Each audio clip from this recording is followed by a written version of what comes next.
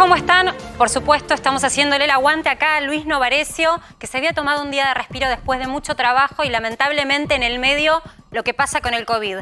Alguien de su equipo, que es Dolores Ayerra, dio COVID positivo, Rosario, perdón, Ayerra, y lo que tenemos que hacer ante esta situación es dar el ejemplo y aislarnos. Y Luis lo está haciendo, está dando el ejemplo, se está aislando y desde acá, que le mandamos un gran abrazo y pronta recuperación a Ayerra.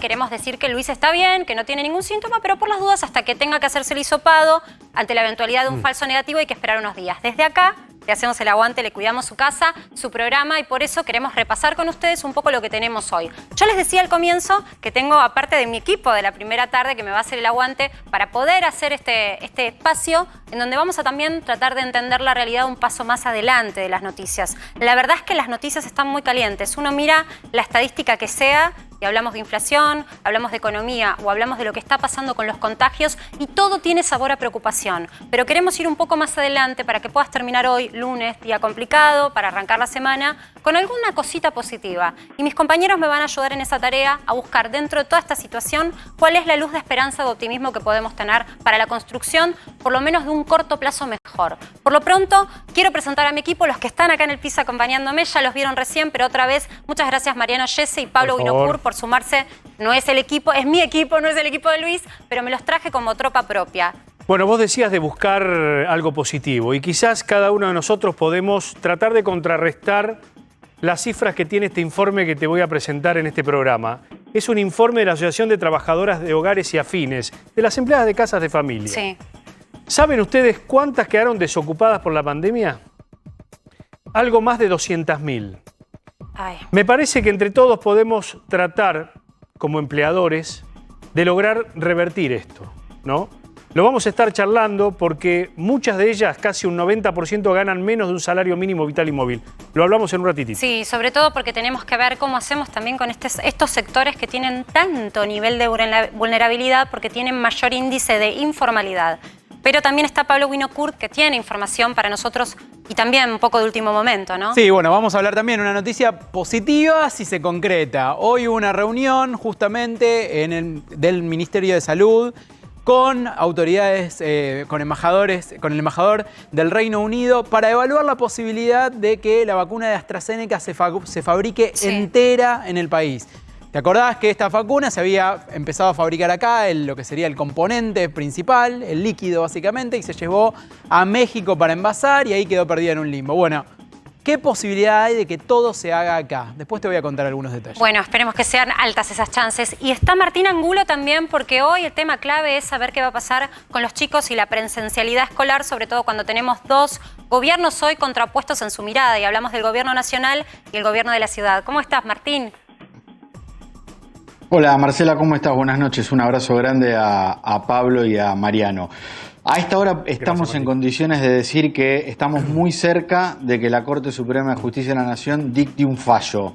Un fallo que va a dar, más allá de la decisión final de si tiene razón el gobierno nacional en dictar un decreto que suspenda las clases o de la demanda que inició el gobierno de la Ciudad de Buenos Aires para que las clases sigan siendo presenciales, la gran expectativa está puesta en cuáles son los parámetros que va a fijar la Corte. En una pandemia, en una situación tan excepcional como esta, ¿el gobierno puede tener estas facultades para suspender las clases en una ciudad que es autónoma? ¿O esa autonomía es la que vale para que el gobierno de esa ciudad defina cómo son las clases? Esto es lo que vamos a estar charlando un poco en el programa cuando ustedes lo digan. Tema clave, ¿sabes qué? Esos lineamientos. Después quiero que me expliques bien, después de este fallo, los precedentes, ¿no? Porque hoy es la escolaridad y después ¿qué? Exacto, dale, cuando quieran. Bueno, y también tenemos a nuestros compañeros trabajando en la calle. Está Gaby Prosperi en Constitución, hoy lo tuvimos más temprano, ahora es el regreso. Y con un día de lluvia, Gaby, hoy lo decíamos a la tarde, se complica. Las personas que se trasladan en transporte público durante la semana lo hacen eventualmente sin dudas para ir a trabajar, eventualmente puede haber alguno que vaya de paseo, pero no en la semana. Y un día de lluvia uno se pregunta si todos tienen en realidad en su bolsillo el dinero necesario para pagarse un taxi. Si no sos esencial, hoy no te podías subir al transporte público. Gaby, ¿cómo estás? Era la costumbre del saludo. ¿Cómo estás, Marce? ¿Cómo estás? ¿Todo bien? Estamos Bien. acá justamente te saludé mal porque estaba desacostumbrado al saludo. Estábamos con Luis siempre habitualmente en este horario. Por supuesto, le mandamos una salutación a Rosario para que prontamente esté con nosotros también en este espacio en donde estás vos ahora. Bueno, Marce, te decía, estamos en la Estación Constitución con cambios en el día de hoy, con cambios. Estamos con cambios porque esta entrada es la entrada de la calle General Hornos. La entrada que utilizaba la gente habitualmente para esta estación, para irse en tren, era la de la calle Brasil. Esa entrada ahora está clausurada y se dispuso esta, que es mucho más amplia, como vos observás, Marce, y donde están los controles en donde le piden a la gente justamente el certificado habilitante. Aquí tenemos, obviamente, mucha menos gente también. Estamos ya sobre el horario de veda, de las 20 a las 6 de la mañana. Ahí tenemos los efectivos de la Policía Federal y detrás también están los lectores de temperatura.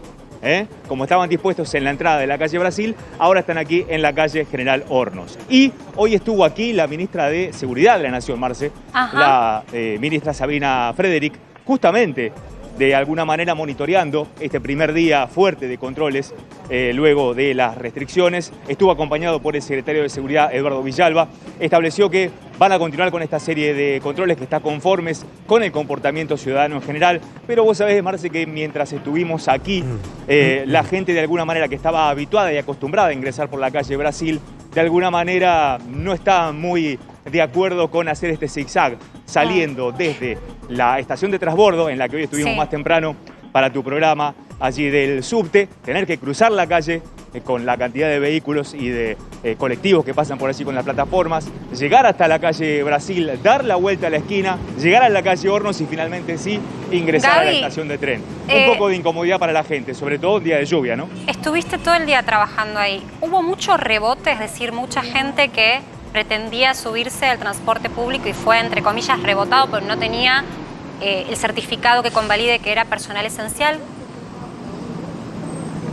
No, la inmensa mayoría de las personas que ingresan aquí ya tienen la información de que tienen que venir con el certificado. Es más, permanentemente hay efectivos de la policía y también de control de la ciudad de Buenos Aires que a través de altavoces le dicen a la gente que tienen que tener no solamente el certificado habilitante, sino el DNI. Recordarás que la semana anterior mostraban el certificado y pasaban, ya sea a través de la papeleta en mano o a través del celular. Sin embargo, aquí lo que hacen los efectivos policiales, y lo aclararon hoy por la tarde más decididamente, reitero, a través de altavoces, es pedir el certificado y también el DNI en mano. Por eso es que los controles de alguna manera se hicieron más estrictos, y para que sean más estrictos se necesitó también de un lugar más amplio de ingreso, que es esta entrada de la calle Hornos, que es la más amplia de la Estación Constitución. Bueno, gracias, Gaby. Por supuesto que estamos ahí trabajando para mostrarte también, como te mostraba mi compañero, cuál es el escenario en esos transbordos, ¿no? Porque ahí es donde confluye generalmente el tránsito que viene desde la ciudad o va desde la ciudad al Gran Buenos Aires y viceversa. Atención, esto pasa en Constitución, en Retiro, en Liniers, pero no se da en todas las estaciones. Un punto a tener en cuenta y que tenés que saberlo, y hoy Gaby Prosperi lo decía más temprano, es que si vas a subirte al subte, y puede pasar lo mismo con el ferrocarril, dependiendo la línea, no todas las estaciones están habilitadas. Podés llegar a sorprenderte, averigualo antes, porque cuando vas a bajar pasa de largo el subte. ¿Por qué hacen esto? Bueno, porque el gobierno de la ciudad, en el caso del subte, dice no tenemos tanta cantidad de personal para controlar en cada estación a la gente que baja para saber si puede seguir viajando o no. Entonces, lo que decidieron es anular algunas de las estaciones para que todo el tránsito confluya en algunas. ¿Cuál es el punto de esto? Se priorizó el control, pero no la afluencia de gente. Atención con eso, porque lo que hay que evitar es el hacinamiento. Si vos a la gente la empujás a que salga toda junta en algunas o en un puñado de estaciones, vas a digamos, complicar esta situación que estamos tratando de instalar del distanciamiento físico, que es obligatorio. Por lo pronto, ese es el trabajo que nos mostraba hoy nuestro compañero Gaby Prosperi, que sigue trabajando allí, pero además, si sos de aquellos que tiene auto, que agarraste tu auto y dijiste, bueno, ahora lo voy a poner en uso, o lo usás habitualmente para trasladarte, para ir a trabajar, quiero decirte que tampoco estuvo simple. Está Marcelo Padovani trabajando allí en Puente Pueyrredón, que nos puede dar cuenta un poco de cómo fue este tema de los controles y cuán complicado estuvo transitar. Marce, buenas noches. ¿Cómo te va, Marce, otra vez? Buenas noches ahora. Mirá, acá, a ver cómo te lo digo en términos académicos, hay un lío bárbaro, ¿eh? porque el control va rápido, pero el tránsito es increíble, enorme el tránsito que hay a esta hora aquí en Puente Porredón. Te diría que la cola está desde acá, desde Barracas, porque esto es Barracas, ¿no? El Puente Porredón antes de cruzar Avellaneda, hasta Constitución prácticamente. Va rápido el control. Pero como te digo, estamos en una hora, no sé, porque la hora pico ya ponele que sea hasta las 19:30, hasta las 20, pero estamos pasadas las 20. Y mirá lo que es el tránsito, Marce, mirá. No, es Ahí te un mostramos. caos eso. Marce, escúchame, son las 8:20. En realidad, el regreso era antes, con lo cual no me quiero imaginar lo que eso debe haber sido también hace media hora. El punto es este, había que evitar esta situación. Uno entiende que los controles tienen que estar apostados y que hay una realidad, tal vez ahora se apuran por mostrar ese control, pero el punto es tampoco esa situación, porque si no es caótico volver y regresar a casa. Y por otro lado, la realidad es que el que regresa seguramente hasta ahora está haciendo ese regreso desde el trabajo. Yo te quiero preguntar una situación, si más o menos pudiste sacar un promedio. ¿Cuánto más se demora para poder transitar en este acceso? De lo que habitualmente dio, ¿no? No, por eso, no hay tanta demora. Lo que sí hay es mucho tránsito. Quizás si a esta hora subís en Constitución y vas a tardar unos 10 minutos más. Ponele, 10, 15 minutos. Porque lo que te digo es, acá hay como un embudo, acá se junta, mirá lo que es esa imagen, mirá, Marce. No, acá te está dando Claudio me agarro Merino. la cabeza porque la imagen, a ver, imagino esas personas que están regresando cuento, del trabajo uno, cansados y... Sí. Te cuento 1, 2, 3, 4, 5 carriles de autos. A ver, sí, 5 carriles. El que ves a la derecha, ahí donde pasó la combi, ese es para colectivos. Y los colectivos, sí, están estrictos con los colectivos. Si vos ves que no los paran es porque prácticamente no hay pasajeros. Ahora, el colectivo que viene con un poquito de gente se para, se sube la gente de prefectura, es la que está acá, la Fuerza Federal de Prefectura, y pide los permisos. Mientras esto no ocurra, el colectivo pasa. Mira, ya viene uno atrás. Sí, lo estamos viendo, mira. Pero acá el tema son los autos, Marce. Muchos autos, mucha moto. Bueno, así está a esta hora el control aquí en el Puente Porredón. Bueno, es importante que lo tengas presente. Gracias, Marcelo, por tu trabajo. Digo, es importante tenerlo presente porque es un plus extra que también tenemos que respirar hondo y adaptar a nuestra nueva vida, ¿no? Que los controles ahora sí son estrictos y que esto implica una demora extra. Lo vimos el fin de semana, ahora lo estamos viendo en lo que es el primer día de las, entre comillas, nuevas restricciones, en donde el control es más importante y donde vemos un despliegue que hay que ver si persiste a lo largo de los días. Yo quiero cambiar un poco de tema, pero en un ratito voy a ir con mis compañeros para ver qué información hay sobre el tema de los controles, cuáles fueron los primeros resultados. Les decía, cambiamos un poco de tema y la propuesta de nuestro programa hoy pasa por qué está pasando con los médicos y con aquellos que tienen que comandar hoy hospitales y clínicas. ¿Qué situación tienen delante en esta segunda ola que hoy veíamos una noticia que venía de Estados Unidos? Atención, ya están hablando allá de una tercera ola. Y el epicentro de esa tercera ola sería Sudamérica. No sabemos bien a ciencia cierta qué significa esto, pero por lo pronto la pandemia está haciendo estragos con nuestra economía y con nuestra salud en momentos en donde en realidad se corre el velo y vemos la falta de financiamiento que hay, la falta de infraestructura que había en los hospitales. Estamos en comunicación con Ignacio Previgliano, que ya nos está escuchando. Hola, Ignacio, ¿cómo estás? Él es director del Hospital Fernández. Marcela? Así que digamos que palabra más que autorizada, Ignacio, para hablar en primera persona y contarnos en esta etapa, con nuevas restricciones, cómo lo estás viviendo vos desde este lugar que es el tuyo, el de tener personal a cargo, el de tener que estimular ese personal y ante la eventualidad de una tercera ola también. Bueno, ante todo te felicito porque veo Muchas que has gracias. cambiado de casa y supongo que será para bien, así que me alegro mucho por vos. Muchísimas gracias. Bueno, nosotros estamos en una situación que, bueno, ya lo estamos conversando hace tiempo. Los últimos datos de la ciudad es que tenemos el 93% de las camas de terapia ocupadas. La buena noticia es que el incremento del requerimiento de camas de terapia intensiva bajó al 1.5%, lo cual nos permite alejar el tiempo para que se produzca una saturación mayor del Ignacio, sistema. esto que estás diciendo que me parece central, que es, bueno, bajó un poco esa presión. Obvio, estamos en un nivel que daba miedo mirar esos números, ¿no? Pero este mínimo descenso que les dio un poquito de alivio a ustedes, digo, al manejar y administrar los recursos que tienen, ¿está íntimamente ligado a las nuevas restricciones?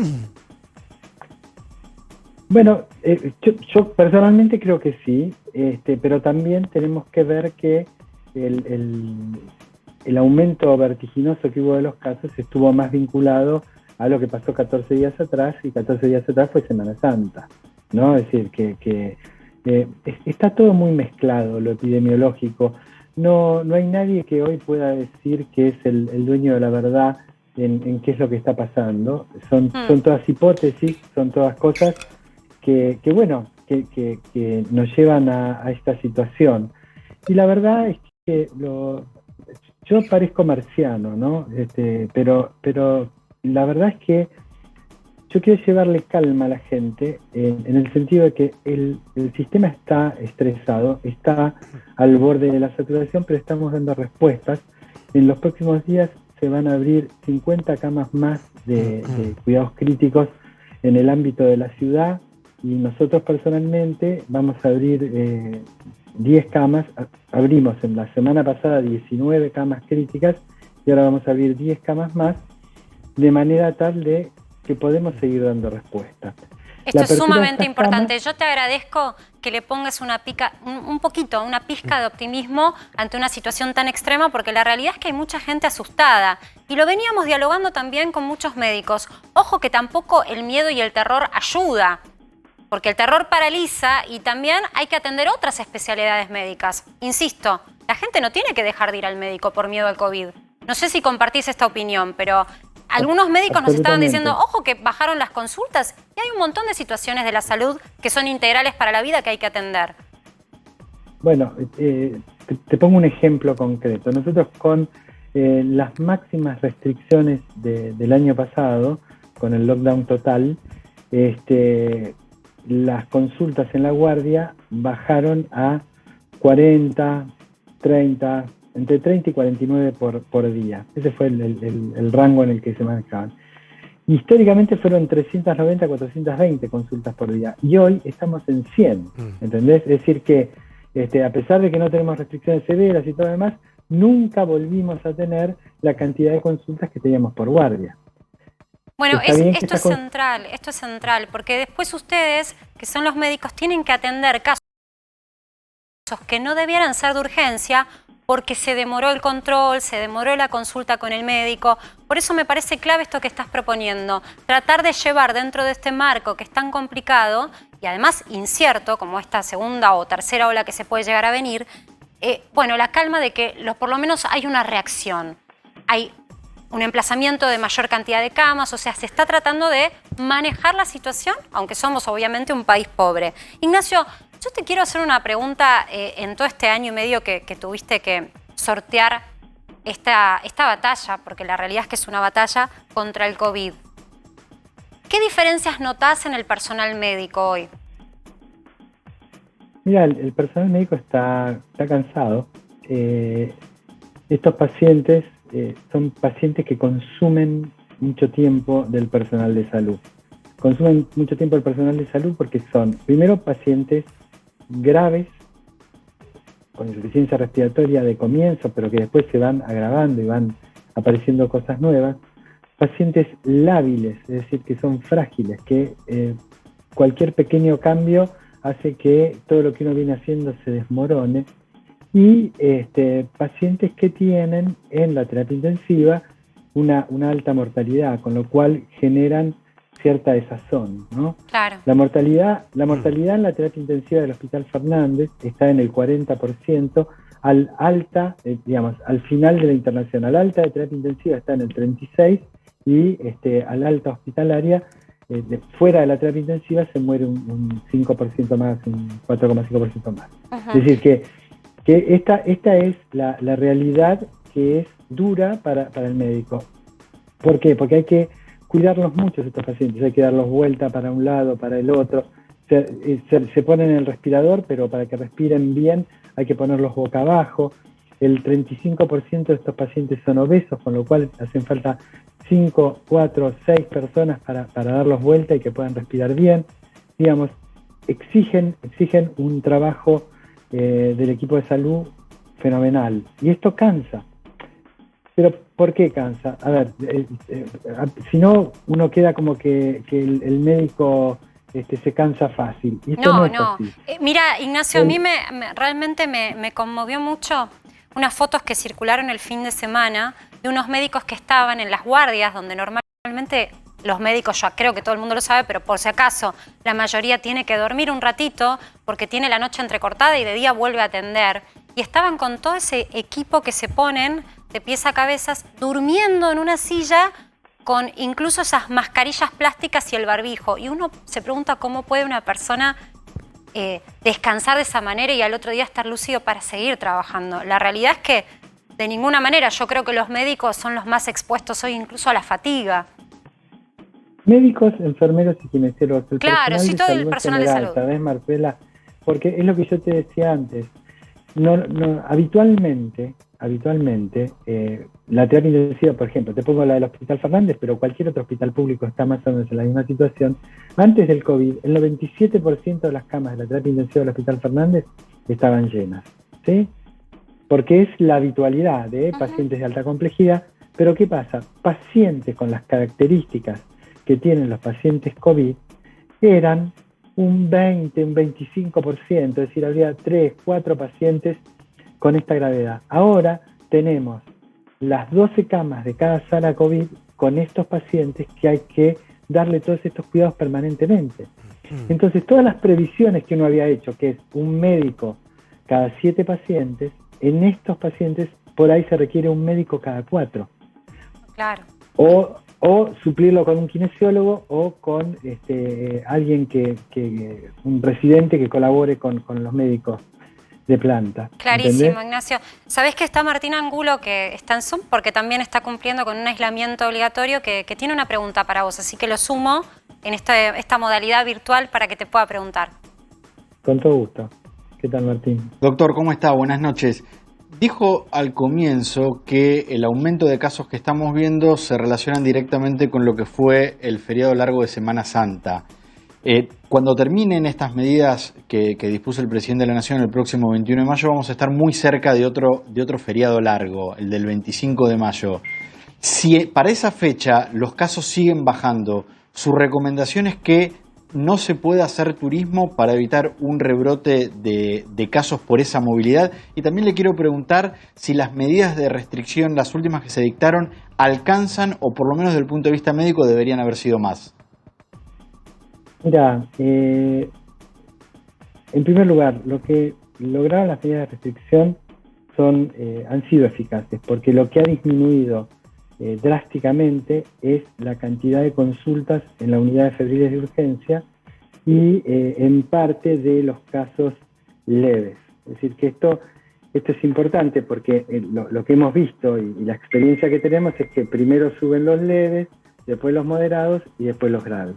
Y cuando bajan es al revés, bajan primero los leves, después los moderados y después los graves. Los graves bajan más tarde porque ustedes saben que estos pacientes, como yo les explicaba antes, la gravedad que tienen cuando salen de la fase aguda del COVID, que son los primeros 15 días, después aparecen una serie de complicaciones que es la debilidad neuromuscular, la polineuromiopatía, que hace que los pacientes estén prácticamente como cuadriplégicos, que apenas puedan mover la manito así, y esto lleva tiempo para recuperarse y lleva tiempo para que sacarlo del respirador. Entonces, las internaciones se prolongan muchísimo. Y esto pasa en todas las edades y en la experiencia nuestra en el hospital, en todos los niveles.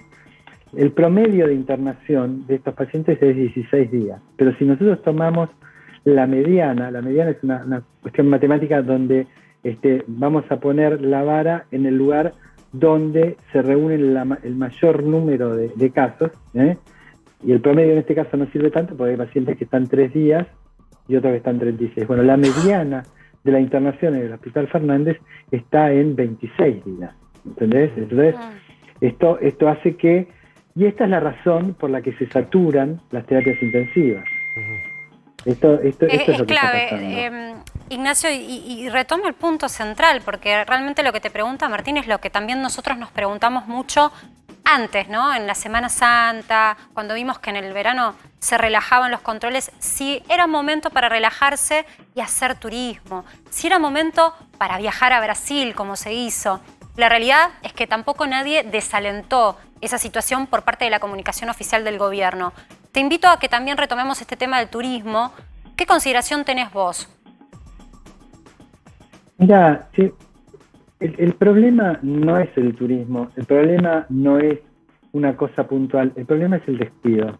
El problema es que vos te descuidás y te enfermás. Y de hecho, lo que estamos viendo es que hay casos mucho más jóvenes que los adultos mayores, como yo, nos cuidamos un poco más. Los mayores de 70 años, el 85% está vacunado y de hecho tenemos muchos menos pacientes añosos en las terapias intensivas que en la primera ola. Y la verdad es que yo apelo, además de las restricciones, porque claramente si el individuo, si la sociedad no está madura como para tomar las medidas concretas y correctas que tiene que tomar, alguien lo tiene que poner, así que yo en eso estoy de acuerdo, no lo voy a discutir, siempre estuve de acuerdo, no estuve de acuerdo a lo mejor en otras cosas, pero en las restricciones había que ponerlas, pero yo sigo apelando al comportamiento social individual, ¿entendés? Es decir, yo me tengo que mantener la distancia, tengo que ponerme mi tapaboca o mi barbijo, tengo que lavarme las manos frecuentemente y evitar las aglomeraciones. Yo me puedo ir de vacaciones en Semana Santa o me puedo ir en el 25 de mayo, pero ¿qué? Me voy a un lugar donde no voy a estar hacinado. Me voy con mi esposa, mi nieto, o mi madre, mi nieto, mi esposa, pero digamos nunca más de 4 o 5 personas, depende de los lugares, y ventilando todo, cuidándonos. Claro, sí, es clave eso, Ignacio, es clave lo que estás diciendo, la conciencia individual, la conciencia ciudadana también. Mariano, la última la haces vos. Mariano Yese, ¿cómo le va, Horacio? ¿Cómo está? Ignacio. Preguntarle lo siguiente, médicos asesinos, las pintadas en las puertas del Fernández, Plandemia, ¿quién cree que está detrás de esta ofensa, no? Ahí tenemos las imágenes, son realmente lamentables. Plandemia, médicos asesinos. ¿Por qué le parece que hay una parte de la sociedad miserable o que demuestra la miserabilidad ante todo? Mira, la verdad es que yo no tengo explicaciones ni palabras, ¿no? Vos sabés que de lo que habla esto es de que la gente que escribió esto es gente que tiene un nivel intelectual superior a la media, ¿no? Porque yo no sabía lo que era la pandemia, tuve que meterme en internet y ahí aprendí que Plandemia viene de Plandemics, que es un documental con información falsa, que había una médica líder de esta opinión, donde cada uno de sus opiniones fue desacreditada por la autoridad científica correspondiente. Los pandémicos dicen que esto no es una pandemia, sino que es una epidemia planificada. Son los que hablan de que, bueno, todas estas teorías conspirativas, los que hablan del dióxido de cloro y de todas estas noticias falsas que angustian mucho a la sociedad y que no nos olvidemos que un chiquito de 5 años se murió en negro porque le dieron dióxido de cloro. Claro. Es decir, me parece que esto es un ataque de alguien preparado, no es un ataque así al voleo, ¿no? Y es ir a pegar al centro de donde nosotros estamos brindándole a la gente la mejor atención. Y mira, te voy a dar una de cal y una de arena. Frente a toda esta miseribilidad, frente a todas estas agresiones gratuitas, yo te decía que estamos por abrir 10 camas más de cuidados críticos en lo que era la unidad coronaria. ¿Sabes cómo vamos a abrir en parte esa unidad de cuidados críticos? Porque la Fundación Fernández lanzó una campaña para seguir ayudándonos en la pandemia como nos ayudaron en la ola anterior. Entonces, frente a las miserias, mostrar la grandeza. Es decir, así como hay gente que nos va a agredir, gente que va a decir cualquier cosa, no nos importa. Tenemos gente buena que va a trabajar con nosotros y que va a trabajar por los otros. A mí me parece que si nosotros no empezamos a cambiar nuestra forma de pensar, no va a haber tercera ola, cuarta y quinta. Hay una frase que a mí me encanta, que dice que el que no vive para servir, no sirve para vivir, ¿no? Tal cual, claro. Totalmente. Entonces, en esta cuestión es donde yo quiero poner nuestro servicio como personal de salud, nuestro servicio a la gente, y que sepa la gente que yo estoy tremendamente orgulloso de la gente que lo va a atender, porque son todos tipos y tipas que están rompiéndose el lomo, que como vos decís bien, no duermen, que trabajan en más de un lado, que trabajan en más de un lado para tener un ingreso mensual acorde a las expectativas de vida que tienen ellos. Es decir, tenemos que tener en cuenta todo esto, pero todo esto lo hacemos porque el médico nació para ayudar al otro y para servir al otro. Gracias, Ignacio, clarísimo, y la verdad que es así. Es la vocación, ¿no? Y la vocación de servicio. Absolutamente. Que podemos estar de acuerdo, ¿no? Pero la verdad es que la agresión no cabe, ni siquiera le tenemos que dar ni un minuto de aire a la agresión. Me quedo con esto que vos decís y además resaltar el enorme trabajo que están haciendo en un hospital que realmente ha sido escuela para muchos médicos y sigue siendo. Gracias por esta comunicación. Gracias a vos, Mariela, a tus órdenes siempre. Gracias, Ignacio. Bueno, la realidad es que para todos el COVID es algo realmente nuevo. Todos los días tenemos noticias que nos desafían. Hoy decíamos, el New York Times en Estados Unidos publica que se viene una tercera ola y uno dice, no estamos todavía agarrando, o sea, tratando de hacer frente y agarrándonos entre todos, iba a decir, para tratar de sortear las trabas de esta segunda pandemia, y ya vemos noticias que llegan desde Estados Unidos advirtiendo que el epicentro de una tercera ola estaría situado justamente en Sudamérica. Y sobre esto yo quiero invitarlo, que ya está con nosotros, al doctor Jorge Hefner, que además de doctor Jorge, nosotros casi que te digo, convivimos, ya somos una burbuja, ayer nos vimos. Bueno, la realidad es que lo traemos siempre al doctor Hefner, porque además de ser médico, es investigador. Bioquímico. Bioquímico, pero me parece interesante esto de investigar y tratar de llevar claridad. Lo primero que quiero preguntarte es sobre esta noticia. ¿Qué hay sobre esto de una supuesta tercera ola? No, es hipotético, no hay nada demostrado, porque mira, si hay algo que están dando muy bien, aunque nosotros tenemos pocas, son las vacunas. Si vos fíjate que las vacunas, en los últimos días no tuvimos fallecidos en Israel, en Reino Unido en 3 meses restricciones, más vacunas, bajaron de 60.000 a 2.000 casos y liberaron las actividades. Y en la Argentina, sobre la base de un estudio de 2.800.000 personas vacunadas con una dosis de Sputnik, están protegidas en un 80 y pico, casi un 90% de acceder. Entonces, realmente, yo creo que ahora estamos en la peor situación de la pandemia, pero con una luz. Y hay que plantearlo, porque si no parece que es todo noticia catastrófica. Terrorífico, o sea, no nos da respiro. La realidad es que la gente se pone muy nerviosa. Me parece crucial esto que estás diciendo. Por otro lado, también preguntarte sobre esto de la vacunación. La realidad es que todo tiene sabor a poco. Lo veníamos discutiendo este tema. Es un recurso escaso en el mundo y, por supuesto, también en Argentina. ¿Qué novedades hay sobre la negociación de la llegada de nuevas vacunas a Argentina? Mira, de otras variantes, digo, ¿no? De las que no vimos todavía en Argentina. De vacunas. Sí. Mira, hay noticias buenas que no son inmediatas. Se van a fabricar a través de Richmond la vacuna Sputnik y a través de otro laboratorio la vacuna Sinopharm, y ambas están encaminadas. En lo inmediato tenemos una mala noticia, que es China. Va a ser una campaña de vacunación tremenda conmemorando el aniversario. Llegan estas 2 millones de Sinopharm y paramos por Sinopharm. Dentro de la parte buena es que se desbloquearía la llegada de nuevos cargamentos de Sputnik, cosa que es muy bueno. Oxford AstraZeneca tendríamos 2 vías accesorias de entrada. Se cerró la de India. Claro, que es la que venía, hasta ahora es lo que llegó. Lo que llegó de AstraZeneca venía de India. Habría, primero, que hay un retraso muy grande en lo que fue la producción de vacunas Oxford AstraZeneca en laboratorios Insud, en la localidad de Guernica. Se destrabaría el ingreso de 2 o 3 millones de dosis en las próximas semanas, y después hay un fondo de Oxford AstraZeneca que Estados Unidos no está usando, de más de 60 millones, que también parcialmente se destrabaría para América Latina. Y por otra parte se retomaron las negociaciones con Pfizer y con Moderna. La entrega no sería inmediata, sino sería quizás si las negociaciones van bien, a partir de junio. Entonces tenemos un universo complicado. Tenemos 10 millones de vacunas, 8 millones de vacunas ya administradas.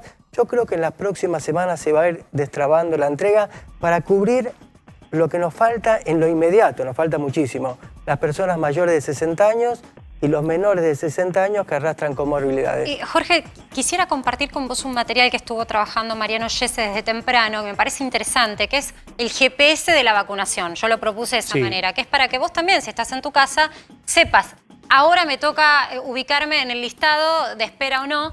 Contanos un poco cómo está eso. A mí me gustaría poner en escena, en esta vuelta de tuerca que tenemos a la noche en el programa, en Dicho Esto, es si no hay que replantearse bajar la edad de vacunación o cambiar el orden de prelación en virtud de cómo ha bajado el promedio de muerte en la República Argentina. Ahora me lo contesta.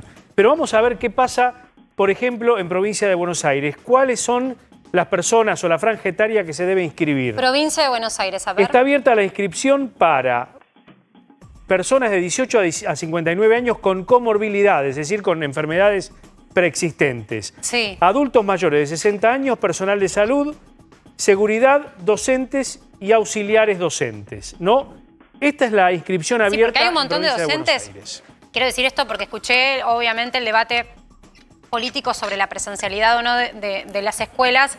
Quiero decir que hay un montón de docentes que todavía no están vacunados. No es que vayan, total. No, atención, que todavía falta una gran población de docentes sin vacunar. Y que tampoco se van a testear. Porque podrían testearse cada 15 días y muchos no lo hacen. Muchos no lo hacen, pero tampoco, digo, no para todos están esos recursos. Estamos hablando a nivel país, no solo provincia. Bueno, acá en Ciudad Autónoma de Buenos Aires las autoridades te dicen que no todos van a testear. Eso lo dicen las autoridades. Sí. Yo también confío hay en la conciencia hay de pocos los centros, docentes. ¿no? Digamos, también un docente que cobra sueldos que no son, o sea, no son fortuna. Tienen que ir a testearse fuera de horario a lugares que no están... Pablo, la mayoría de los docentes tiene más de un trabajo. Vos tenés hijos y sabes perfectamente que esto es así. Digo, tiene más de un trabajo, con lo cual también hay que facilitarle la vida al ciudadano, al trabajador. Y si vamos a hacer los testeos, tendríamos que priorizar a ver si se pueden hacer esos testeos en los propios colegios donde se está trabajando para que ese trabajador no tenga que dejar un trabajo justamente para poder ir a testearse. Pero retomando esto, por favor, la información central pasa por este tema, Mariano. Claro. Tratar de llevar la comunicación de quién se tiene que inscribir. Bueno, inscribirse en provincia ya lo conté. Ahora Ciudad Autónoma de Buenos Aires están inscribiendo y dando turnos para vacunarse a mayores de 60 años, ¿no? Fíjense cómo cambia según los distritos quién puede anotarse. En Córdoba hay una inscripción, en Santa Fe hay otra, en la provincia de Buenos Aires, recién lo contábamos, y en Cava mayores de 60 años. ¿Quién falta en el orden de prelación en Cava? Por ejemplo, tenés el personal estratégico, que todavía no ha sido convocado, las personas de 18 a 59 años con riesgo, que ya en provincia están siendo convocadas para inscribirse, en Cava no, y por último, otros grupos estratégicos, que se dice el sistema de salud de la Ciudad Autónoma de Buenos Aires. Y tenías una pregunta, te respondo. Y la pregunta me parece que es esa, digo, para tomar este material que lo tratamos hoy a la tarde en tu programa, en nuestro programa. Ahora, ¿cuál sería? Digo, las autoridades no están pensando en vacunar otra franja etaria por la cantidad de muertos en determinadas edades. Bueno, retomo el tema que decís. El promedio de edad de internación en terapia intensiva, a diferencia de la primera ola, que estábamos en los 70, es 53 años hoy por hoy. Ahí estamos. Entonces, un sector de estas personas arrastra comorbilidades y otros no. Hay personas relativamente jóvenes que llegan a terapia. Ahora, habrá que decidir si entonces focalizamos vacunar por arriba de los 50 años, porque como hay un universo estrecho de vacunas, entre medio de los docentes o entre medio de gente que está todo el día en la calle, policía, gendarmería, seguridad, los chicos que hacen toda la parte de repartija a través de distintos servicios, es una decisión difícil. Ahora, ¿qué necesitaríamos nosotros? Yo creo que nosotros con 7 u 8 millones de dosis más. ¿Sí? Otra cosa es las segundas dosis que tienen que venir a los 4 meses. Realmente estaríamos entrando en un periodo de un poquito de mayor tranquilidad. Y esa es la pelea. Tenemos que darle tiempo a que lleguen esas vacunas. Por eso es tan importante respetar las medidas de restricción hoy. Entonces, si vos me preguntas, ¿cambiar el criterio? Habría que pensarlo. No es una cosa de decir cualquier cosa. Habría que pensarlo porque estamos viendo que ingresa a terapia gente por arriba, pero apenitas por arriba de 50 años y que no le va bien. Ahora, bueno, los otros sectores, la docencia. Todos estamos preocupados por la presencialidad y hay muchísimos docentes que no están vacunados. Sería muy importante porque, como vos decís, tienen pluriempleo. Totalmente. Y de hecho, sumo a esto la protesta de muchos otros sectores, que hay cierto personal que no fue considerado estratégico, pero son empleados públicos que están en una tensión constante, y hablo sobre todo en el territorio de las intendencias, de los municipios y a nivel país, están en contacto con gente, dicen... levantan la mano y dicen, ¿por qué yo no? Y hay que atender esa situación, sobre todo porque todos quieren priorizar su trabajo y yo confío en que la gente quiere ir a trabajar. Nadie quiere quedarse encerrado, pero para eso hay que vacunarse. Pablo. Doctor, hoy se conoció negociaciones con AstraZeneca para fabricar acá. Se conoció que Sinopharm se va a empezar a tratar de fabricar acá. La Sputnik se va en principio a envasar acá y más adelante también fabricar acá. ¿Hay capacidad en el corto plazo para que eso se haga? Cuando digo corto plazo pienso en los próximos, no sé, 3 meses. Sí, hay capacidad, hay que articular. Si la Argentina es un país que, en base a la experiencia nuestra, yo reflejo mucho lo que es el ambiente científico, que tendrá que interactuar con universidades, con el sistema de salud, nos cuesta interactuar gente que venimos de distintas experiencias. Vos me decís que si hay capacidad, yo te digo, por ahí la semana que viene, no. Pero si es política de esto, sí. O sea, en 3 meses podríamos tener una vacuna que se hace de punta a punta acá y se aplica. Bueno, vos fíjate, se planteaba antes que no teníamos capacidad de envasar y alicuotar, y sin embargo el laboratorio Richmond mandó una primera remesa de 20 y pico mil dosis. Entonces, si articulamos, si priorizamos, yo creo que en 2 o 3 meses tenemos todas las capacidades, porque no hay que importar el recurso más complejo de todos, que es el recurso humano. Porque el recurso humano en el ámbito científico y tecnológico hay muchísima experiencia y está dispuesta a todos a dar un paso adelante. Bueno, eso es sumamente optimista, ¿no? Cuando criticamos tanto lo que es la industria nacional, saber que tenemos esa capacidad y que vamos a poder resolver todos los eslabones para la producción de una vacuna, sobre todo cuando hubo tanta complejidad en función de los envasados y la puja que hubo entre México y los Estados Unidos, me parece clave. Martín Angulo, que está allá en su casa por Zoom, tiene justo información... Nacho Ortelli me están corrigiendo. Nacho Ortelli tiene información justamente de la vacunación con AstraZeneca, ¿no? Una polémica sobre si se cortaba o no la provisión, que acá Jorge nos estaba aclarando. En principio no será así, pero súmate, Nacho.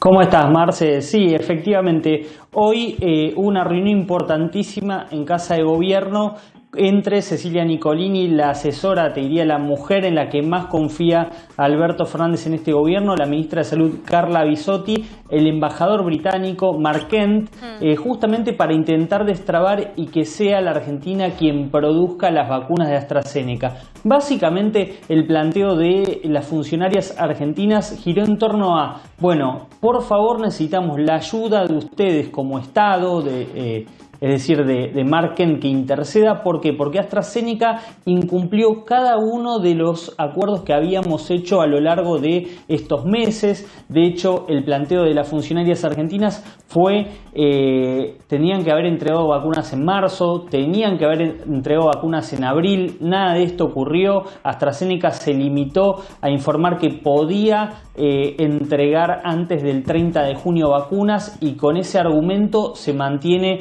prescindente y no da definiciones respecto a cuándo van a llegar las vacunas. Nosotros en este programa contamos hace algunas semanas una discusión muy fuerte entre Santiago Cafiero y las autoridades de AstraZeneca que habían llegado a la Casa Rosada. Esta reunión no trascendió, fue secreta, en la que hubo un reclamo muy importante de Santiago Cafiero que les planteaba, bueno, nosotros no recibimos vacunas, pero ¿por qué ustedes se encargaron de filtrar de que iban a llegar esas vacunas y nos meten en un lío político impresionante? Porque recordá, Marce, ahora llegaron vacunas, pero hasta hace algunas semanas la Argentina estuvo muy cerca de quedarse sin stock de vacunas, con todo lo que eso implicaba, sobre todo por la estrategia multivacuna que había empleado el gobierno y que de alguna manera exponía que no habían hecho negociaciones con Pfizer. Bueno, ¿qué pasa? ¿Cuántas vacunas son? ¿Cuántas dosis son las que están pendientes? 22 millones. Argentina compró 22 millones de vacunas y no llegó ninguna, Marce. Por eso la importancia de que sea una negociación Estado con Estado. Y además, que sea una negociación... Nacho, mientras vos hablabas, teníamos la información que bien precisa pasaste, se pagó el 60% de eso que no llegó. Es decir, estamos en una situación en donde, como todo, tenemos que demostrar capacidad de pago. Lamentablemente en los países más pobres nos pasa eso. Entonces se pagó el 60% a cuenta de lo que iba a llegar. Es decir, que en definitiva hoy es una virtual estafa. Exactamente. Argentina pagó 60% por adelantado, no llegó ninguna. Argentina demostró compromiso, voluntad de pago. Y Argentina tiene algo que no tienen otros países, que es capacidad, como decía el doctor Hefner, para hacer esas vacunas. Para producir esas vacunas tiene el recurso humano y también tiene la tecnología, que no es menor. Recordemos, aquí en Argentina se hicieron vacunas que después se fueron a México a envasar y que nunca volvieron. De esas vacunas que se hicieron en Argentina no volvió ninguna, con lo cual el planteo de las autoridades argentinas era concreto, era: por favor, ayúdennos a que AstraZeneca tenga un gesto, porque nosotros ya pusimos de nuestro lado. Como bien decía Pablo, también está la intención de fabricar aquí las vacunas de Sinopharm, pero eso es una alternativa más lejana. Bueno, ¿qué decían hoy en Casa de Gobierno respecto a la posibilidad de hacer las vacunas de AstraZeneca? Bueno, Mark Kent quedó en contestar, quedó en hacer el planteo, en trasladar, pero igualmente no deja de ser una decisión de AstraZeneca y también que tiene que ser un convenio con un privado argentino. No puede ser con un privado con un Estado. Nuevamente, claro, no un se Estado puede caer nacional. en esa situación. Mira, esto es como las negociaciones de deuda. Perdón, yo siempre meto la situación económica, pero porque está íntimamente relacionado. Claro. Cuando el Estado soberano, cuando la nación debe dinero afuera, las poblaciones que están dentro de los territorios, las provincias, no pueden salir a pedir prestado sin pagar el costo de que el que está más arriba no pagó antes. Se paga en interés, se paga más. Con lo cual el paraguas de la negociación a nivel nacional es sumamente importante. Esto que te está diciendo Nacho es que por más que haya voluntad, por ejemplo, de Axel Kicillof o de Larreta de sentarse a negociar con los privados que están vendiendo las vacunas, es muy difícil si no se destraba a nivel nación. Ahora, quiero participar de esta situación a Jorge. Esto pasa en otros países, no es algo de la negociación industria nacional argentina. Digo, todos los países se manejan así. De hecho, varios países de Europa están haciendo juicio contra Oxford AstraZeneca porque no cumplió. Ahora, acá en la Argentina particularmente, lo que molesta es que salieron 20 millones de vacunas. No solamente compramos 20, sino que salió el principio activo amplificado y lo que faltaba era filtrar, envasar, fraccionar. Entonces salieron esas vacunas. Vos fijate India, que está pasando por una situación pésima. No sale una vacuna ahora de India. Entonces nosotros, a través del Estado, habría que hacer algo. No sé, un apriete, una negociación, plantear, pero no puede ser que nosotros sigamos produciendo semanalmente no sé cuántos millones de vacunas y no queden las dosis acá. Algo en ese sentido habrá que plantear. Y por el lado del optimismo, sí, quiero resaltar esto que estabas diciendo. Argentina tiene capacidad para producir esta vacuna de principio a fin, es decir, hasta el embotellado y la etiqueta. No es menor, digo, en otros países no pasa y por eso se traba tanto la distribución. Si eso sucediera, ¿significa entonces que vamos a tener plenitud de vacunas, yo ya te diría, para el segundo semestre del año para nuestra población? No sé si plenitud, pero si nosotros, todos estos grupos que recién estábamos charlando, los logramos cubrir, es otro mundo. Es otro mundo. Y esa perspectiva está planteada. Yo creo que la gran pelea, esta guerra que tenemos planteado contra este virus monstruoso, es una guerra que se decide en un sentido en los próximos 2 meses. En los próximos 2 meses. Si cubrimos con la vacunación que está mostrando con cualquiera de las vacunas andar también, entramos en otro momento. No en un momento de dramatismo donde parece que se ha naturalizado, pero tener 500 fallecimientos en un día más realmente es algo monstruosamente penoso, digamos. Eso es, entraríamos en otra situación, Para eso tenemos que bajar dramáticamente el número de contagios. No puede estar más en 20 y pico de mil por semana, tenemos que hacer que baje a 10.000 por lo menos. Eso es importante. A ver, claridad sobre esta situación. Las restricciones que se perpetuaron en el tiempo, es decir, estas no son nuevas, son las que ya estaban, solo que ahora hay control, se tomaron en función de una decisión clave que fue amesetar ciertos valores de las estadísticas que mira el gobierno, que son los contagios, la cantidad de camas utilizadas, digamos, y las que restan por ocupar, que son las camas de terapia intensiva, que eso también era un porcentaje que estaba preocupando mucho, y por otro lado también el nivel de muertes, ¿sí? La mortandad. Cuando vos mirás el mapa, ¿cuánto más uno tiene que imaginar un país con restricciones para llegar a esos valores que vos estás proponiendo, ¿no? De acuerdo a la magnitud de las restricciones. Es decir, si vos me preguntás mi opinión, yo creo que las restricciones son correctas, nos quedamos cortos, un poco. Vos recién hacías al doctor que es director de Fernández una pregunta por Semana Santa. Sí. Bueno, de hecho, se desalentó, pero no alcanzó. Entonces, en una visión retrospectiva, tendríamos que haber hecho algo más duro. La frontera con Brasil se cerró. Quizás se tendría que haber cerrado un mes antes la frontera. Bueno, aprendamos de esto. Entonces, en este momento se imponen medidas drásticas para no padecer más y para poder retomar después tranquilamente la presencialidad o con mucho más tranquilidad. Entonces, yo realmente creo que tenemos que avanzar sobre medidas sin temores en un periodo acotado, 10 días, 15 días, cumplirlas a rajatablas. Y en relación al 25 de mayo, no hay turismo interno. Esto es importante, ¿no? Porque no tiene que haber turismo mucha gente dice, interno. pero yo tengo un viaje pendiente, ya pagué mi pasaje, quiero ir a descansar, el estrés, etcétera, etcétera. Por supuesto que uno atiende todos los frentes y además hay que decirlo, Jorge. Digo, la industria de turismo da empleo formal en una Argentina en donde eso no abunda. Pero más allá de esa situación puntual de este sector que hay que atender, uno se pregunta en qué condiciones llega ese feriado. Y si alguien quiere de alguna manera usar estos días para ver a su familia o esparcimiento, ¿cómo debe ser ese encuentro?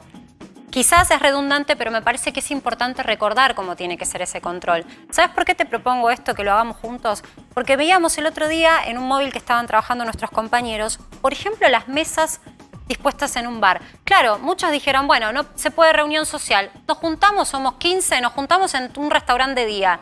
Y la persona que es dueño de ese restaurante se queda en una situación que no sabe si dejarte o no entrar. Mesa de 15, ¿puedo o no puedo? Estoy habilitado, tengo que trabajar, lo hago. El intendente que ve esa situación dice, bueno, no están haciendo nada que esté fuera de la norma, miran las normas. Bueno, vamos a lo que es la conciencia ciudadana. ¿Cómo tenemos que comportarnos en nuestros espacios de esparcimiento? Primero tendrá que haber un mensaje unívoco de toda la comunidad política. Acá no hay lugar para grietas en un momento de 500 fallecimientos diarios, ¿de acuerdo? Y segundo, todas las medidas son las clásicas. Uso del barbijo. Vos salís, yo salgo de Facultad de Medicina, me cruzo esa Plaza Jusey que hay enfrente y tenés la mayoría respetando, pero hay un sector significativo que usa el barbijo como tapamentón, un llamado a la reflexión.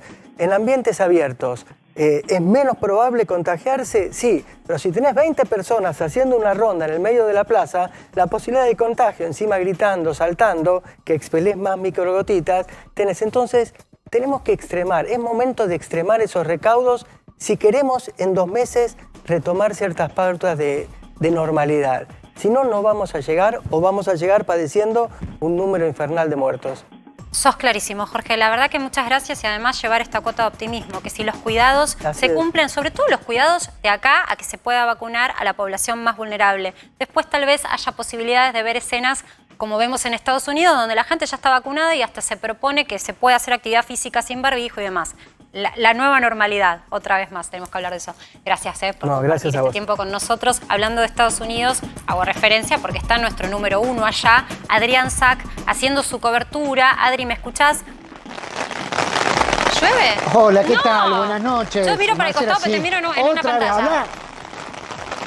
¿Hablas de cobertura? Bueno, acá me estoy cubriendo justamente, porque esto es increíble. Realmente, cada vez que hablamos llueve, no sé qué pasó. Hoy pasó exactamente lo mismo. Nos estamos purificando, bueno, Adri. Vamos a tomarlo. El agua purifica, dice. Vamos a tomarlo. Claro, exactamente. Hace falta. El agua purifica. Pero ¿sabes una cosa? Me diste el pie exacto. Porque no es exactamente agua lo que busca alguna gente como recompensa por haberse vacunado contra el COVID. ¿Vos decís recompensa? ¿Qué es eso? Si las vacunas son un bien escaso. Bueno, aquí en los Estados Unidos no tanto. Y tanto es así, tan es así, que en el estado de New Jersey el gobernador Phil Murphy les ofreció a todos aquellos jóvenes que quieran vacunarse durante el mes de mayo, por cada vacuna que se den, una cerveza. Sí, ¿qué? Lo escuchaste bien. Vos agarrás, vas, exactamente. Así perdón que me ría, pero esto es una política pública. Yo me lo tomo con un poco chiste porque tengo que relajarme ya hasta ahora, pero digo, ¿te canjean una cerveza por irte a vacunar? Esto es una situación de decisión de Estado. Es absolutamente increíble. Yo recuerdo cuando era chico, iba al Hospital Álvarez a vacunarme allá en Floresta, a vacunarme, no sé, contra el sarampión y me daban un chupetín. Bueno, acá te dan un copetín. Acá es sería así, clientelismo. Es tal cual. Acá sería clientelismo. Imagínate en un hospital que te den una cerveza. Pero claro, o sea. ¿No? Yo me imagino que más de uno. No te la dan en el... Se da 3 veces Sí, no la te la dan vacuna. en el hospital. Exactamente, ese es el tema. ¿Sabés lo que pasa? Es que los menores, o sea, los más jóvenes, no los menores, ya está, menores Ay, es por otro tema que favor, hablamos no. de- vamos No a me hablar confundas, después. que los Ya menores sería no tienen alcohol, que tomar alcohol. Imagínate, bueno, pero si seguimos así, vos mirá, pensá que al principio de la pandemia justamente los epidemiólogos hacían campaña fuertemente contra el consumo de alcohol. ¿Por qué? Porque el alcohol desinhibe y, bueno, los bares, sobre todo me acuerdo en el estado de Florida que los habían cerrado, los llamados coronabares, justamente porque se juntaban ahí, se sacaban el barbijo, se desinhibían y se volvían focos de contagio, ¿no? Lugares súper propagadores. Bueno, ahora sin embargo el gobernador Phil Murphy, que es la única ley de Murphy que tenemos que no es negativa ni pesimista, ofrece justamente usar el certificado de vacunación, no el mismo hospital o vacunatorio, sino el certificado de vacunación e ir a alguna de las cervecerías adheridas al programa estatal no a cambiar, sino contrapresentación del certificado que te den una cervecita justamente. ¿Esto por qué? Porque no se están yendo a vacunar aquellos que tienen entre 18 y 35 años, aunque para tomar la cerveza tenés que tener más de 21, esto hay que decirlo. Sí, por favor. O sea, los que están entre 18 Adri, y 21 quedan afuera. A mí me Acá. parece Sí. clave porque nosotros estamos en el ala opuesta, digamos. Acá hay gente que tiene miedo y que se quiere vacunar y que no encuentra ese recurso viable. La realidad es que Estados Unidos tiene un mundo distinto, es un mundo diferente. Es un mundo en donde hay tanta cantidad de vacunas que vos mismo nos contabas hace unos días que realmente hasta las tiran. Volviendo un poco sobre este punto, quiero preguntarte, ¿qué porcentaje de población joven está vacunada ya en los Estados Unidos? Bueno, los jóvenes, si se tiene en cuenta el segmento entre 18 y 35 años, no sería más del 22%, si no estoy desactualizando porque ese es un dato que tenía la semana pasada. Sí, pero hace nos da falta cuenta... vacunar mucho más este segmento. Nos da cuenta Sí. de la diferencia con los adultos mayores que vos precisabas.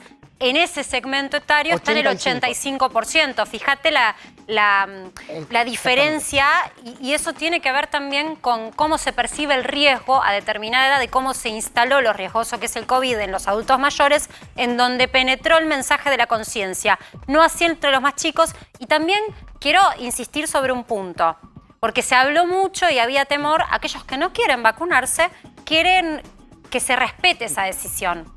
Por miedo, porque muchos dicen, no, esperá, yo no sé, no lo probaron esto.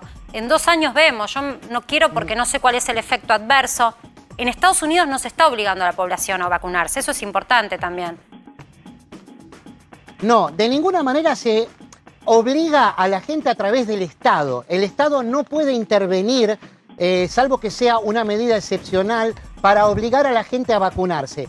Sí, en cambio, las empresas privadas en el ámbito privado tienen la potestad de exigirles a sus empleados con la justificación debida, ¿no? Por las funciones que desempeñan o por el espacio que ocupan en oficinas, en fábricas, en talleres, a vacunarse. Eso sí lo pueden hacer las empresas privadas. De hecho, hay antecedentes con otras vacunas, como la vacuna contra la polio en el pasado o contra otras enfermedades muy contagiosas, que esto lo han hecho las empresas privadas, como también, por ejemplo, puede exigirlo un estadio.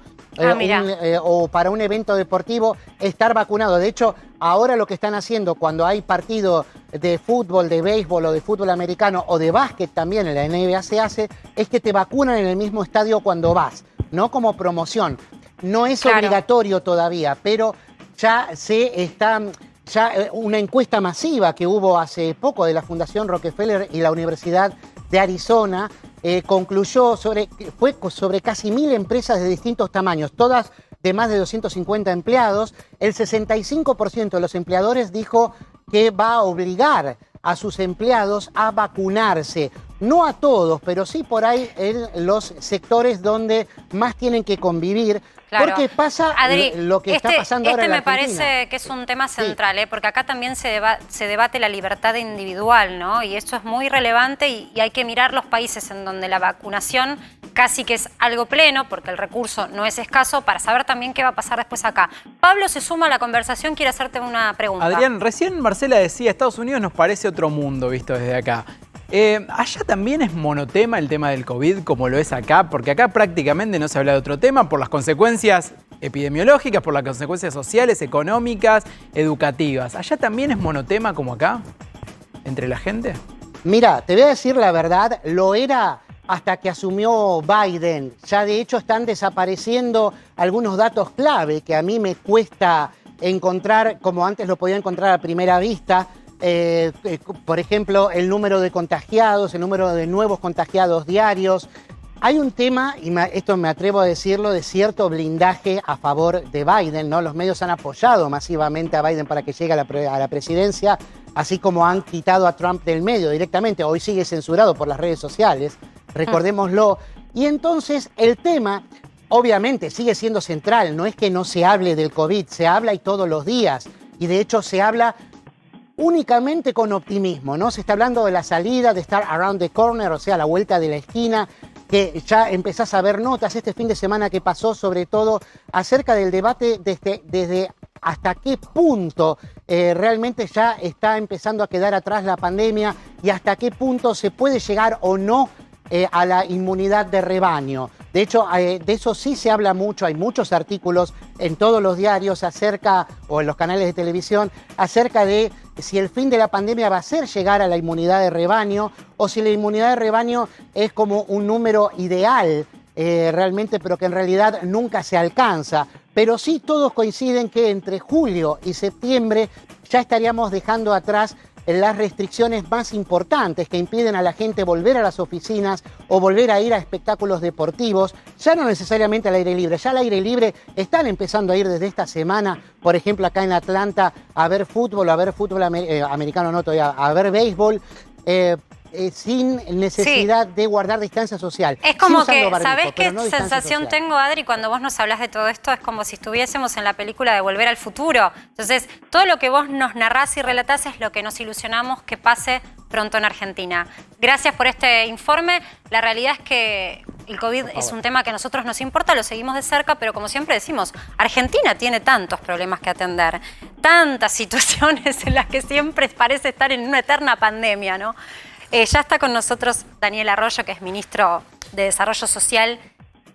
Daniel, ¿cómo estás? Buenas noches. Muy bien, buenas noches. Bueno, lo digo un poco con humor, ¿no? Pero la realidad es que Argentina tiene tantos frentes abiertos que esta pandemia nos agarra sin una estructura, sin infraestructura, sin caja. Nos agarra distinto a otros países del mundo. Quizás es algo redundante, pero vale la pena recordar que Argentina es un país pobre. Sobre esto hay un punto central que yo comenzaba hoy el programa de Luis, hablando de lo que es la inflación y la dificultad que se presenta cuando los precios de los alimentos aumentan para que una ayuda, para que ese esfuerzo que se hace por administrar ese recurso escaso, que es la caja del Estado, que hacemos todos con nuestros aportes, la administra un gobierno. Ese gobierno decide determinada ayuda, pero esa ayuda mes a mes, como viene en pesos, se erosiona. Cada vez alcanza para menos. Entonces, quería sumarte en esta reflexión. ¿Cómo está la lucha contra la inflación? Vos que tenés que gestionar justamente y administrar la ayuda. Primero está claro en la Argentina que cuando suben los precios de los alimentos, sube la pobreza. El principal problema que tenemos hoy, sacando el coronavirus, es el precio de los alimentos. Hoy nosotros tenemos un conjunto de ayudas sociales que hemos puesto en marcha desde la semana pasada. Uno es un bono de 15.000 pesos para 1 millón de personas, básicamente 1 millón de familias, madres cuyos hijos cobran asignación universal por hijo, asignación universal por embarazo o monotributistas categoría A o B. Ahí hay un bono de 15.000 pesos. Después el tema del repro, que yo le doy mucha importancia, y es el pago de 18.000 pesos, aparte de los trabajadores del sector privado. El empleado de la gastronomía, de la hotelería, de sectores que están golpeados, que incorporó el repro ahora al pequeño emprendedor. El que es, en realidad, el que tiene 2 ayudantes, es un empresario, pero en realidad es un tipo que labura en la gastronomía y tiene un boliche. Ahora ese también llegaron los 18.000 pesos. Y el aumento del salario mínimo, que pasó a 24.000 pesos en mayo. Es una referencia para 6 millones de personas. Una parte cobran potenciar trabajo, un programa social que es el 50%. Esas son las ayudas ahora que hicimos desde hace una semana, más la cobertura y la ampliación de la tarjeta alimentaria, aumentamos el 50%, y la cobertura de los comedores y los merenderos. Falta claramente, vamos llevando adelante y siguiendo permanentemente. La inflación, el precio de los alimentos, es el problema más grave que tiene la familia. A ver, Daniel, a mí me parece que vale la pena repasar con vos y es súper interesante entender qué es la inflación. Yo estaba mirando los números, me los anoté acá porque realmente me sorprendieron. 5% de inflación de alimentos en abril están reportando las consultoras privadas. Todavía no llegó el número oficial, por eso no lo podemos compartir. 5% solo de alimentos. Se proyecta para este año una inflación de alimentos nada más del 50%. Y hago hincapié y énfasis en alimentos y bebidas porque uno puede prescindir en la vida de comprarse cualquier cosa menos lo que es esencial, que es esa canasta básica alimentaria. Hoy comer en Argentina para una familia tipo cuesta 25.685, te diría, pesos a valores de marzo. Hoy ya estaríamos hablando más o menos en 26.000 pesos. Por lo pronto, no hay ayuda que alcance si mes a mes tenemos este ritmo de inflación. ¿Qué es lo que pasa con los precios? Primero, efectivamente, esa es la situación. Para no ser indigente hacen falta 25.000 pesos, que es lo que dijiste vos. Para no ser pobre hacen falta 60.000 pesos. Por eso hay un problema con la pobreza en la Argentina. Claro. Por eso cuando sube el precio de los alimentos, sube la pobreza. Yo diría que el precio de los alimentos tiene varias partes. Una es el tema de la intermediación. Está claro que el precio de los alimentos en Argentina está asociado al valor de los commodities, al precio internacional, al problema del acceso a crédito, pero también a la intermediación. Si el tambero saca el litro de leche a 18 o 20 pesos y termina en 70, 80 pesos en la góndola, en la intermediación hay parte del problema. Pero, ¿sabes qué? Déjame hacer un punto acá porque sé que lo tenés estudiado, pero me parece interesante. Porque también aquel que es un comerciante dice, pará, que yo estoy apenas, Marcela, tratando de sobrevivir, yo no soy el culpable. Cuando hablan de intermediación no soy yo. Y uno atiende este concepto. Después, bueno, lo acabas de mencionar, los productores reciben centavos y son los que le ponen la fuerza de trabajo. Después el que administra el campo, que es el que está gestionando el recurso que saca el productor primario, te dice, mirá que nosotros tampoco la estamos pasando tan bien. Porque venimos de un clima que no ayuda, venimos de invertir, la inversión todavía no nos rinde, estamos tratando de sostener empleo. Después, bueno, la logística, uno escucha y dice, la verdad que la logística es cuestionable en un país tan grande, que todo tenga que ser, digamos, de manera terrestre, pero la logística, el empresario de logística te dice, mirá que nosotros los costos nos subieron un montón. Subió el combustible, la mano de obra, reponer las unidades. Nunca se termina de entender quién es el culpable o el eslabón real de esa intermediación dañina, que lo único que hace es generar remarcación constante. ¿Quiénes son? En el medio de mucho está el Estado, en parte con impuestos también, y todo un proceso. A mí me parece que acá hay que apuntar o por lo menos a donde vamos nosotros, es a que el productor le venda directamente al consumidor. Eso es lo que se habla. Yo sé que los ministros son recelosos de las primicias, pero es la canasta ahorro que se estaba proponiendo. Exacto. Nosotros la semana que viene lanzamos una canasta ahorro. La canasta ahorro es los productores de la agricultura familiar, de la economía popular, armamos una canasta de productos y que son precios por debajo de los precios cuidados. Mi objetivo básicamente es, por un lado, generar 400 pequeños mercados centrales, espacios donde los pequeños productores vayan, comercialicen, venden de manera directa. Ahí achicamos el tema de la intermediación, fomentamos la economía regional y generamos trabajo. Sí. Segundo, armamos un sistema de crédito no bancario. Gran parte del problema de los productores es el crédito. Nosotros generamos un sistema de crédito no bancario de tasa del 3% anual. ¿Qué hacemos con las panaderías de los barrios? Por ejemplo, las llamamos panaderías populares. Les damos crédito para que copien harina, porque la inflación justamente les complica eso y en muchos casos están vendiendo el pan a menos de 70 pesos el kilo. El otro punto para mí importante acá es el tema de generar mecanismos, lo que llamamos marca colectiva. Ahora la ley de góndolas se está reglamentando, establece que en la góndola del supermercado tienen que estar los productos de la economía popular, de las economías regionales, las pymes. Bueno, creamos un sistema donde si yo produzco dulce de pequeña escala, otro más y otro más, lo hacemos bajo una misma marca. Eso es la marca colectiva, tenemos volumen y podemos colocar el producto.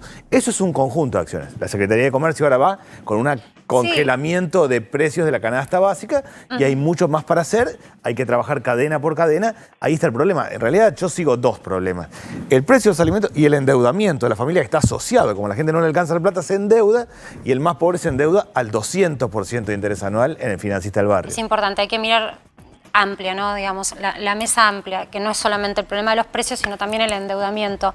Ahora, hoy miraba una noticia de Paula Español, que la secretaria de Comercio fue ella personalmente a fiscalizar, por supuesto con la gente que la acompaña, de su staff, 35.000 comercios. Aún así, pareciera que hay sabor a poco en los controles. La pregunta es, ¿sirven ese tipo de controles? Sirven un conjunto de instrumentos. Los controles son una parte, este esquema de intermediación es otro, resolver el problema del crédito es otro, la ley de góndola yo creo que ayuda lo que está haciendo el Ministerio de Producción, que es tomar cada cadena productiva. La inflación es un problema estructural de hace muchos años en la Argentina, que requiere una interacción bien amplia, en donde también lo macroeconómico es un elemento clave. Ahora, acá tenemos que trabajar todos en esa línea, porque claramente la inflación en alimentos es el problema más crítico. ¿Qué es lo que pasa? Yo veo las cosas, yo soy el ministro de los que están afuera. Los que están afuera en Argentina son el 44%. Entonces, ¿cómo lo veo yo desde abajo? Es el problema de la calidad nutricional. ¿Qué pasa hoy en la práctica? Se come muchos fideos, harina de arroz, poca leche, carne, frutas y verduras. No es solo un tema de precios de los alimentos, no es solo un tema de controles, de canasta, es de calidad nutricional. Bueno, un 7%, chico que come mal hay un relevamiento que dice que aumentó la leche 7%, de Focus Market creo que era. Los derivados de la leche, por supuesto, al aumentar la leche también suben. Entonces uno se pregunta también, tantos controles, tantos diálogos con empresas. Nosotros tenemos, el INDEC mide el conjunto de los precios. Nosotros hacemos el índice barrial en los barrios. Muchas veces es mayor también. El aumento del precio de los alimentos es mayor en los barrios, con lo cual hay mucho para trabajar. Se están encarando varias políticas. Es un tema clave, para mí es una política de Estado, el precio de los alimentos es clave y acá hay mucho para encarar y sostenerlo en el tiempo. Me parece que las políticas que están haciendo y lo que se va a hacer con el congelamiento de un conjunto de precios para adelante va a dar ciertas certezas para poder trabajar. Sí, bueno, vos mencionabas lo del salario mínimo vital y móvil. No nos olvidemos que el valor del salario mínimo vital y móvil, si esa persona que cobra ese salario es sostén de familia, no le alcanza para ser considerado una persona no indigente. Es decir, salario mínimo vital y móvil, si sos sostén de familia, te lleva a la indigencia. Esas son las comparaciones que me parece que valen la pena dar y esos son los debates. Mariano Yese tenía una información que, Daniel, te queremos compartir porque hay un sector que nos preocupa, que es un sector que siempre fue trazado por la vulnerabilidad de estar a merced del empleo informal en Argentina. Mariano, sumate un poco con la información que nos vendías al comienzo. Este informe, Daniel, se lo muestro, es de la Asociación de Trabajadoras de Hogares y Afines, ¿no? El Sindicato de Empleadas de Casas de Familia, que arroja realmente cifras escalofriantes. Un resumen les propongo en esta placa informativa. Se habla de desocupación en el año de pandemia. ¿Saben cuántas trabajadoras fueron despedidas? 229.000, dice este informe. Un 15% del total a nivel país. Pero además, recién ustedes hablaban del salario mínimo vital y móvil. La precariedad del salario.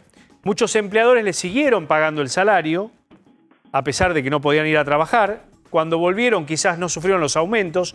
Y miren esto, el 78% gana 22.765 pesos. Son las trabajadoras que están unas horas y se van a su casa. ¿Qué significa esto? Que están por debajo ese 78% del salario mínimo vital y móvil, que está en 24.408.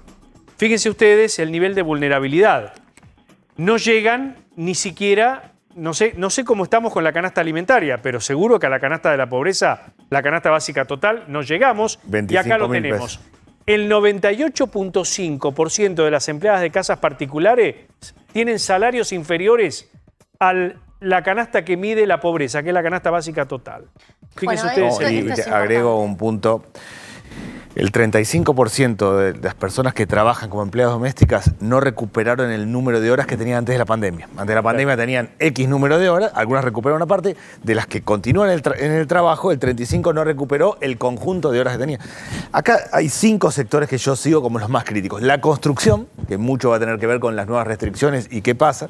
La producción de alimentos, la actividad textil, que es muy determinante para el tema de la pobreza y el movimiento económico. Los sistemas de cuidado, la gente que cuida personas, donde está el empleo doméstico, pero también está lo que tiene que ver con los jardines comunitarios, con los comedores, con los merenderos y el reciclado. Esos 5 sectores definen lo mano de obra intensivo, el trabajo en la Argentina. Y tenemos dificultades. Por eso para mí acá hay 3 claves que es lo que estamos encarando. Por un lado, el tema del precio de los alimentos. Yo genero todas las condiciones para achicar ese precio, para que el productor le venda directamente al consumidor. Con la leche estamos haciendo algo para que se venda a menos de 40 pesos el litro. Mejorar los ingresos de las familias, lo del bono, todo lo que está contando, ayuda en eso. Y lo tercero, el tema de desendeudar a la familia, porque las personas que están en esa situación no arrancan de 0 el mes, arrancan de -10, le entra plata y tienen que pagar los créditos. Ahí no tendría que haber vuelto el IFE, porque están reclamando ser incluidas en el Repro 2, que de alguna manera es una ayuda. Digo, el IFE, en esa franja etaria, ¿no debería haber vuelto? El IFE tuvo que ver con un momento que fue marzo, abril, mayo y junio del año pasado, que se cerró toda la actividad y la pobreza fue el 47%. No es este el momento de cierre de esa situación, pero nosotros vamos evaluando todo el tiempo. Yo voy siguiendo cada uno de estos 5 sectores productivos, cada zona del país, y vamos a tomar medidas adicionales para acompañar en la medida que hagan falta. Vamos siguiendo. Tomamos estas medidas a partir de la semana pasada, pero vamos a continuar y vamos a tomar otras medidas. La foto de hoy, porque las estadísticas también vienen con demoras lógicas, ¿no? También porque tienen una situación de procesamiento de datos. ¿Vos crees que terminás el año con más pobreza o con menos pobreza que el año pasado? Depende del precio de los alimentos. Acá a este ritmo de inflación. Depende del precio de los alimentos. 50% se proyecta. Está claro que el primer trimestre ha sido muy crítico en términos del precio de los alimentos. Lo que ha planteado el ministro de Economía es que no van a ser así los siguientes meses. Depende del precio de los alimentos. La Argentina, claramente, la pobreza estructural tiene 3 componentes, que es la vivienda. Nosotros ahí estamos urbanizando de a 400 barrios por año. Ser pobre, no tener agua, no tener servicios básicos, no tener lo mínimo. Segundo punto, el tema educación. Y ahí nosotros estamos haciendo 800 jardines, porque 57% de pobreza en los más chicos. Una manera de achicar la pobreza en los más chicos es que todos vayan al jardín. Que todos tengan cupo, tengan vacante para sala de 3, 4 y 5 años. Igual ahora con la pandemia. Sí, pero tenemos que aprovechar en este contexto para hacer los jardines, para la construcción. Y el tercer elemento es el tema del trabajo. Ahí la pobreza estructural.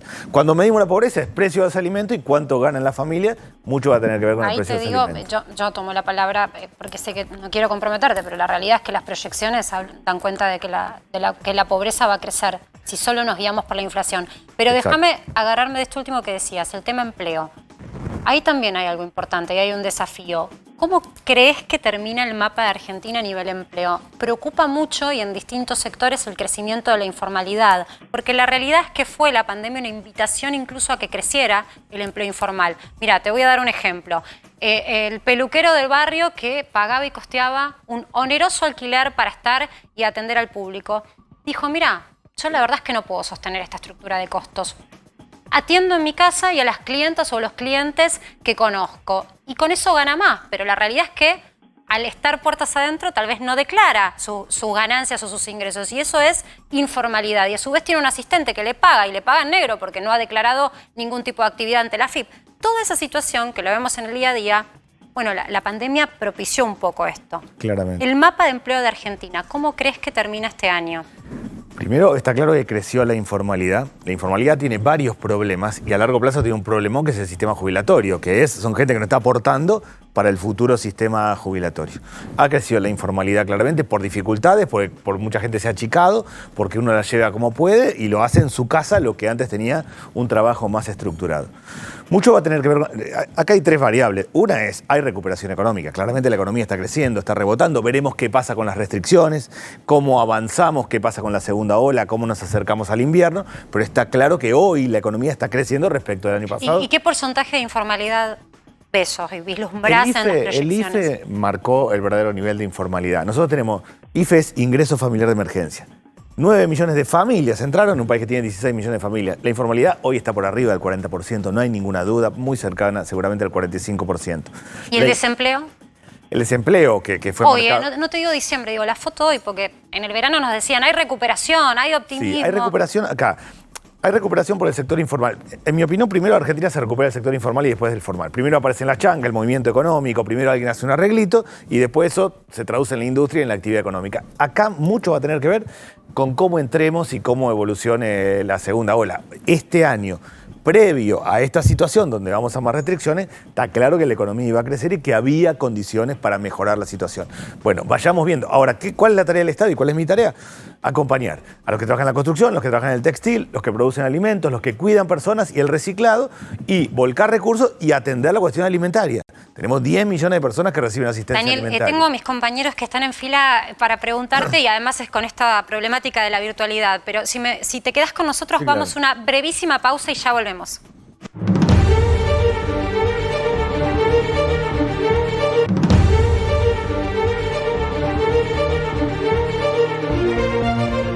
Estamos de regreso con el ministro Daniel Arroyo, que nos estaba explicando un poco cuál es el contexto en esta lucha que tenemos de la inflación y los precios en Argentina, y obviamente los argentinos que enseguida quieren sacarse de encima los pesos porque consideran que mes a mes valen menos. Tengo a mis compañeros que están en fila para preguntarte, Daniel. Martín Angulo, es tu turno. Ministro, ¿cómo le va? Buenas noches. La semana pasada se conoció que el gobierno nacional va a vacunar a aquellas personas que trabajan en los comedores y en los merenderos como una medida para preservar esos lugares que alimentan a muchas personas. La información que surgió es que son 70.000 personas. Le quería preguntar cuándo va a comenzar esta vacunación y cómo van a ser los controles, porque también se generó suspicacia a partir de muchos casos que se conocieron de personas que no debían ser vacunadas y sin embargo se vacunaron. En Argentina hay 10.000 comedores. La mayoría de los comedores son de las iglesias. Una parroquia, está Cáritas y el comedor. En el mismo barrio hay 3 templos evangélicos donde hay comedores y merenderos. Va a la Sociedad de Fomento del barrio y hay un cartelito que dice: entregamos alimentos lunes y jueves, hablar con tal número de WhatsApp, y las organizaciones sociales. Todo eso conforman 10.000 comedores en Argentina. Lo de los 70.000 surgen porque el promedio son 7 personas por comedor. ¿Quiénes son? Mujeres que se levantan a las 7 de la mañana, que a las 8 empiezan a pelar las papas, a la cebolla, a hacer la olla, a laburar, y que antes la gente iba a comer y que ahora arman los bolsones, la vianda, la gente va con el tupper. Esos son las 70.000 personas. Yo el año pasado hice una resolución declarándolas esenciales, pues son esenciales no solo porque están poniendo el cuerpo y laburando permanentemente, sino por algo más, y es que cuando en un comedor tenemos coronavirus y se traba, se nos desacomoda todo el barrio. Cuando Salud, el Ministerio de Salud, que es quien define las prioridades, empiece a vacunar a los esenciales, ahí nosotros yo propongo que se incorpore también a las mujeres que están cocinando en los comedores y los merenderos. Los tiempos, la manera, lo define el Ministerio de Salud, el Consejo Federal de Salud, es decir, todos los ministros de las provincias van a definir la forma. En mi opinión, son claramente esenciales quienes están cocinando por lo demás. No estamos hablando de darle vacunas a los dirigentes sociales, a los movimientos sociales, ni que nadie vacune en ningún lugar, sino a las mujeres que están cocinando en los comedores y los merenderos. Gran parte de esas mujeres son las que están sosteniendo el conflicto social y las dificultades. Si me preguntas a mí una opinión, no me la están preguntando, pero la quiero dar igual porque fue el debate que tuve con mis compañeros más temprano. Eso es personal estratégico. Claramente. Digo porque hoy debatíamos con Pablo Winocur y con Mariano Yese más temprano información que daba cuenta de las listas que se vacunaron como personal estratégico, y uno la verdad que decía, ahí este es asesor de un subsecretario, tiene 35 años, no tiene ninguna situación de enfermedades preexistentes, ¿por qué los vacunaron? Pero en cambio, ahí tenés la otra parte, ¿no? Esenciales y estratégicos. Las mujeres son inmensamente... Sí, mujeres, hombres, ¿no? Pero la inmensa mayoría son mujeres, son las mujeres que están cocinando en los comedores y los merenderos, sosteniendo gran parte de la situación, con riesgo, y aparte ahora, con este esquema de la vianda, del tupper, de los módulos de alimentos, llevándoles a las personas que son celíacos, llevándoles a las personas mayores que están aisladas. De esas mujeres yo me refiero. La vocación de ayuda. Daniel, tenemos a Nacho Ortelli también que quiere preguntarte. Ministro, ¿cómo le va? ¿Cómo está viviendo dentro del gabinete todas estas versiones respecto a Martín Guzmán y Federico Basualdo, el subsecretario de Energía? ¿Qué le preocupan? ¿Cree que, digamos, en este contexto en el que se está renegociando una deuda, deberían disiparse esos rumores? Primero, la verdad, no tengo ninguna capacidad de opinar sobre macroeconomía ni sobre tarifas. Nosotros llevamos adelante. Yo me levanto a la mañana y tengo claro que tengo muchos temas para atender. En un país que tiene 44% de pobreza, 1,5 millones de jóvenes que no estudian ni trabajan, 45% de informalidad laboral, me concentro mucho en eso. Sigo, estoy informado, pero no tengo ni mucha capacidad para opinar, menos sobre tarifas. Y sí estoy muy convencido, y cada vez que hablo con el presidente, eso está muy claro, que estamos muy metidos en los temas. Vacunación, problemas en los barrios, asistencia alimentaria y precios de alimentos. Eso es lo que a mí me lleva todo el tiempo. Bueno, pero realmente hoy estuvo reunido con Guzmán usted. Hoy lo vio en el museo, estuvo hablando media hora casi. Sí, en realidad asumió Alexis Guerrera como ministro de Transporte. Estuvimos charlando. Cada vez que charlo con el ministro hablo de varios temas. Siempre lo primero que yo hablo es sobre el precio de los alimentos porque es realmente mi obsesión en este contexto, pero nada sobre el tema de tarifa. De verdad no tengo ninguna capacidad para opinar ni conozco el tema. Bueno, lo que plantea Nacho es clave, ¿no? Digo, uno puede tener problemas de entendimiento hasta pasa en una familia. No siempre estás de acuerdo y hay discusiones y demás, pero la realidad es que en ciertos momentos hay que unir criterios, ¿no? Y me parece que vamos adelante. Tener fuerza en la gobernabilidad es clave y estos rumores generan después, porque todo está relacionado con lo que vos decís que es los precios, Daniel. El nerviosismo lleva a que otros vayan y compren dólares, lo vimos hoy, lo contábamos más temprano, atención, que este nerviosismo que generó este rumor de peleas internas dentro de un gabinete y posibles salidas, propiciaron una suba de un dólar de referencia, que es el dólar que se consigue en la bolsa. Dólar que trepó, cuando trepa el dólar ya sabemos que hay remarcaciones, el por si las dudas, porque Argentina siempre es un por si las dudas cuando el dólar sube, con lo cual, digo, es momento de unir criterios y mantener la calma. Yo creo que todos quienes somos dirigentes políticos en distintos planos tenemos la tarea de apaciguar, de serenar. En mi caso mucho tiene que ver con la cuestión social. Hay mucha gente angustiada, mucha gente que la pasa mal. Yo convivo con el dolor todo el tiempo. Voy a un barrio y la gente está mal de verdad, la mirada perdida. Todo lo que tenemos que hacer es apaciguar, serenar, todos realmente. No es tiempo de decir cualquier cosa, es tiempo de colaborar, es tiempo de ayudar y de entender que hay mucha gente que le está pasando mal. Eso es. Mi tarea es apaciguar y me lo tomo muy en serio y trato siempre de serenar. En un barrio cualquiera, yo veo un barrio y los temas que surgen es el tema de las vacunas, mucha gente que se vacunó y está contenta. ¿Estás vacunado, Daniel? No. ¿Y cómo puede ser? Perdón, es una pregunta muy personal, pero ¿cómo puede ser? Digo, no estoy vacunado. ¿No sos personal estratégico?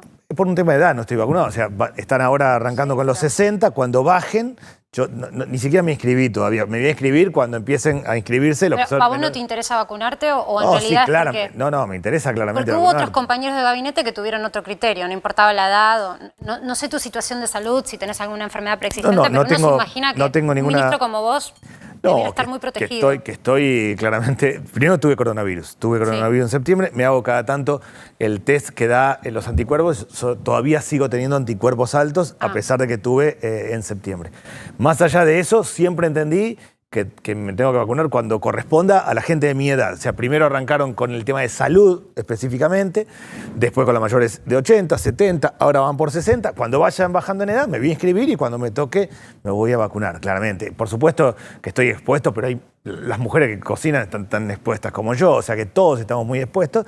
Siempre entendí que me tenía que vacunar cuando me toque. Me voy a anotar como cualquiera y cuando arranquen con mi edad me va a llegar. Gracias, Daniel. La coherencia antes que todo, ¿no? Y predicar con el ejemplo, que es lo que pedimos de los políticos, y es importante esto que decís de la vacunación, porque la verdad es que hay gente que tiene miedo y que está necesitando esa calma que le trae la vacuna. Después no sabemos a ciencia cierta cómo va a llegar esa inmunidad a la tercera ola, si cambian las variantes, pero por lo pronto la coherencia y dar el ejemplo. No, y recorrí muchos vacunatorios. La cara de la gente que se vacuna es... Sí, hay alivio para muchos. Impagable. Es impactante. Gracias, Daniel, por compartir este tiempo con nosotros. Martín Angulo tiene información también para compartir sobre vacunación.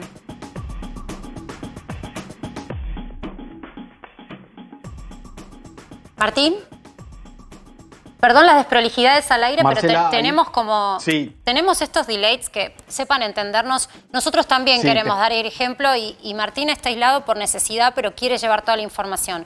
Decía, tenemos información de vacunación, pero recién me decían por la cuca que vos también tenés información sobre lo que va a decir la Corte Suprema de Justicia, porque Martín, el debate era si vamos a una presencialidad o no en la escolaridad. En momentos en donde la restricción en el tema de las escuelas no se sabe a ciencia cierta cómo va a perpetuar, si posiciones contrapuestas por parte del gobierno de la ciudad y el gobierno nacional. Exactamente. Ahora sí te escuchamos. Bueno, ese debate entre el gobierno ese debate, te decía, entre el gobierno de la Nación y el gobierno de la Ciudad de Buenos Aires está cerca de zanjarse con el tan esperado fallo de la Corte Suprema de Justicia de la Nación, que tiene la demanda del gobierno de Horacio Rodríguez Larreta, que pide que se declare la inconstitucionalidad de un decreto que en rigor ya no tiene vigencia, que fue el primero que dictó el gobierno de Alberto Fernández para suspender las clases presenciales por el aumento de casos de coronavirus. Hay mucha expectativa porque hoy fue un día de muchísimos rumores vinculados a este tan esperado fallo de la Corte Suprema de Justicia. ¿Qué estamos en condiciones de informar? Ya varios de los jueces de la Corte presentaron sus votos. Esto significa que estamos muy cerca de tener un fallo. ¿Cuándo puede ser el fallo? Bueno, ahí está el gran punto. Mañana va a ser un día clave. ¿Por qué? Porque los martes es el día habitual de acuerdo de la Corte Suprema de Justicia. Si bien la Corte puede resolver en cualquier momento, y más ahora en pandemia, que los jueces trabajan de manera virtual, no se reúnen físicamente como sí ocurría antes, los martes era el día de reunión. Pero esa costumbre se sigue manteniendo. Por lo tanto, es posible que mañana se conozca un fallo de la Corte Suprema. Qué oportuna, ¿no? La demora. A que ese fallo... Mira, ahí tenés varias cosas con respecto a la demora. Primero, que toda causa judicial tiene un proceso. Después es cierto que, mira, y lo hablamos con Rosario, con Nacho, con Luis la semana pasada y en los últimos días. Hubo, si querés, dos momentos. Un primer momento cuando Horacio Rodríguez Larreta hace la demanda, que casi te diría que había una opinión unánime de esto es un tema político que no tiene que ser judicializado. La Corte ni ningún juez tiene que intervenir en algo que la política tiene que arreglar, y sobre todo en una situación de pandemia, en donde más se espera todavía que los políticos se pongan de acuerdo en cuáles son las medidas que se deben tomar. Mira, pueden estar de acuerdo. Te quiero hacer una pregunta sí. Porque es clave saber qué va a pasar con la escolaridad, pero vos que tenés esta especialidad, quiero aprovechar tu conocimiento para preguntarte si una vez que se dirima este fallo, independientemente de lo que se resuelva, puede sentar un precedente para otras órbitas de lo que es la gestión. Es decir, hoy es la presencialidad escolar y mañana puede ser otro tipo de medidas que se terminan debatiendo en la Corte Suprema. Mira, yo creo que el fallo, Marcela, va a apuntar a que haya de acá en adelante acuerdos políticos entre el gobierno nacional y el gobierno de la Ciudad de Buenos Aires, pero te diría que en un marco general, que haya acuerdos en esta situación tan extraordinaria de la pandemia y que cualquier decisión que se tome de acá en el futuro no tenga que ser judicializada, que no se llegue a ese caso, porque inclusive sobre lo que se va a pronunciar mañana la Corte o en los próximos días es una decisión que ya no está vigente. El decreto 241, que es el decreto que se está discutiendo, ya no está vigente porque hay uno nuevo.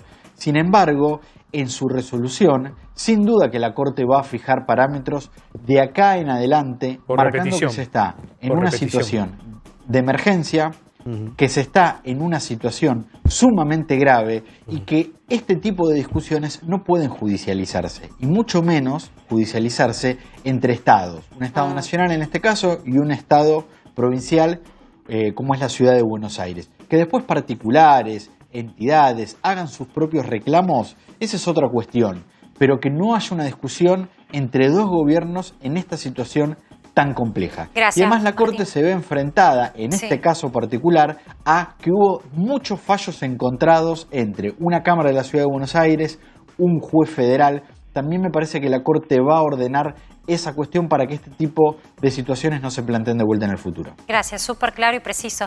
La realidad es que los periodistas son claros, pero lo que no es claro después son las medidas, y es importante esto que estaba diciendo nuestro compañero, ¿no? Un poco de coherencia. Es un momento en donde la gente está haciendo un esfuerzo tan grande para adaptar su vida a los requerimientos y a las nuevas restricciones, que de pronto darse cuenta que entre dos gobiernos, nacional, provincial o de la Ciudad de Buenos Aires, no se puedan poner de acuerdo sobre este tema, la verdad que es debatible. Un concepto, Mariano, querías aportar sobre esto vos, ¿no?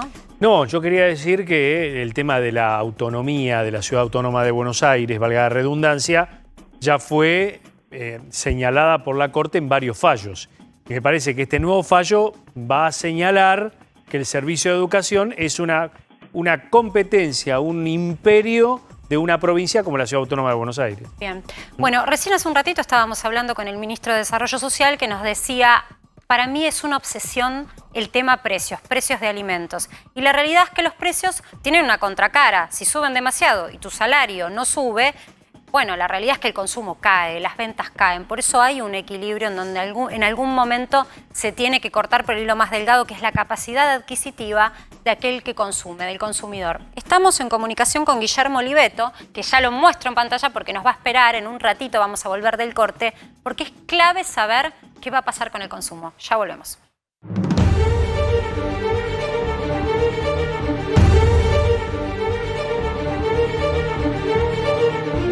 Bueno, ya volvimos y seguimos hablando, por supuesto, de lo que es la ayuda y cómo hacer para que tu bolsillo rinda un poco más. Y por eso les proponíamos este reportaje con Guillermo Oliveto, que nos está escuchando. Es especialista en consumo, pero además Guillermo tiene una propuesta interesante, que es analizar cómo está la población argentina hoy. Hace un ratito nos ocupábamos de los más vulnerables y el ministro Arroyo hablaba un poco de, bueno, cómo vamos a tratar o cómo van a tratar de compensar la inflación que pesa sobre el más pobre. Pero ¿y la clase media qué? Guillermo, ¿cómo estás? Buenas noches. Hola Marcela, buenas noches. La clase media, contra lo que muchos esperaban, resistió el año pasado a una caída en la economía que es la segunda peor caída de nuestra historia, ¿no? 10 puntos del PBI. Se mantuvo en el 45% de las familias de la Argentina, lo cual no quiere decir que no haya sufrido hacia su interior, ¿no? Hay una distancia cada vez más marcada entre la clase media alta, que tiene hoy un ingreso familiar mensual promedio, recuerdo es no sueldo, sino todo el dinero que entra en ese hogar, de 150.000 pesos por familia por mes. Pará, 150.000 pesos, ¿qué es? Clase media alta hoy en Argentina. O sea, para ser considerado, perdón que haga énfasis sobre esto, pero me parece un despropósito los números. Para ser considerada una persona de clase media alta en Argentina, vos tenés que ganar 150.000 pesos. Ni siquiera, es por familia. O sea, toda la cantidad de gente que pone dinero en esa casa. Puede haber más de una persona que aporte ingresos, claro, por supuesto. Bueno. A ver, las clases sociales se definen no necesariamente por los ingresos en Argentina, sino por la capacidad cultural, es decir, por el nivel educativo del principal sostén del hogar y por el nivel de empleo que tiene esa persona. Después nosotros cruzamos con los datos de la EPH del INDEC y un modelo que desarrollamos en la consultora para corregirlos para arriba. La EPH mide menos que lo que estoy diciendo, cuáles son los ingresos de las familias en la Argentina. Conclusión, después de 10 años de estancamiento, Marcela, y 1.438% de inflación acumulada, la Argentina claramente en toda su estructura social es una sociedad bastante más frágil de lo que era. Pensá que el año pasado un hogar promedio de la Argentina perdió 11% de su poder adquisitivo en pesos y 43% si me dicen dólares blue. Y vos decís, bueno, ¿qué me importan los dólares? No. Los celulares tienen dólares adentro, las computadoras tienen dólares adentro, las zapatillas tienen dólares adentro, la ropa tiene dólares adentro y la comida tiene Eso, dólares lo más adentro. importante es el packaging en general y algunos insumos puntuales que se usan para la producción de alimentos. Guillermo, volviendo sobre este punto, ¿qué porcentaje de la población argentina hoy es clase media? El 45% de las familias. Las clases sociales en Argentina se miden por familia, no por persona. 45% de las familias. Ahora, ¿qué porción? Porque vos trazás la clase media en tres franjas. Clase media alta, clase media media y clase media baja. ¿Qué fracción está dentro de la población de clase media baja? Son dos franjas. 17% es clase media alta y 28% es clase media baja, con lo cual es una gran parte de la población de la Argentina, ¿no? ¿Sabés por qué te pregunto muy cerca esto? de lo que es la clase baja. Te pregunto esto porque quiero llevarte al escenario actual, ¿no? Que son esas familias que están ahí nomás de caer por detrás de la línea de pobreza.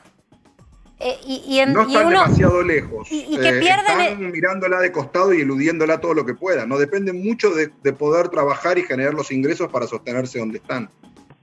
Y si vos ves esto, porque uno se pregunta cuánto tuvo que ver la pandemia, si vos eso lo ves históricamente, el comportamiento de estos porcentajes, ¿tienen relación en cómo han sido otras crisis en Argentina? Mira, la clase media argentina está razonablemente estable desde el año 2012. Por eso yo digo que logró ser antifrágil, que es lo que define un autor experto en riesgo como es Nassim Taleb, los que pueden de algún modo sobrevivir en el caos e incluso hacerse más fuertes. Y la Argentina en los últimos 10 años ha sido realmente muy compleja. Ahora, lo que más sufrió en la pandemia es un grupo que está inmediatamente abajo de la clase media, pero que no llega a la pobreza, que es la clase baja no pobre. Bueno, ese grupo es el que perdió gente que cayó dentro de la pobreza y que pasó del 35% de la población al 42%, dato que todos conocemos, del 26% de las familias al 32%. ¿Cuál es el punto? Esa gente en su aspiración y en su propia mirada se autoperciben como de clase media, con lo cual sienten que son ciudadanos de clase media que pasaron a integrar la pobreza. Técnicamente están en un escalón intermedio que en general no se suele hablar mucho, ¿no? Que es bastante invisible, pero que hay mucha informalidad de la que hablaba muy bien recién el ministro, sí. Y que esa gente, si no hay actividad en la calle, difícilmente tenga trabajo. Para esa gente no hay home office que valga. Está bueno esto que recalcás, Guillermo, y además que cuando uno piensa en políticas para salir adelante hay que atender la realidad de cómo es el mapa del empleo en Argentina. Gracias por ayudarnos a entender un poco más cómo es nuestra sociedad. Un placer, como siempre. Hasta luego. Gracias. Bueno, muchas gracias a todos por acompañarnos, como siempre, cuidándole este espacio a Luis Novarecio, que le mandamos un abrazo enorme, y a todo el equipo que nos ayuda, algunos, bueno, no presencialmente y otros como mis compañeros que están acá. Nosotros nos reencontramos mañana a las 15 horas para Primera Tarde, pero quédense con Romy Mangel.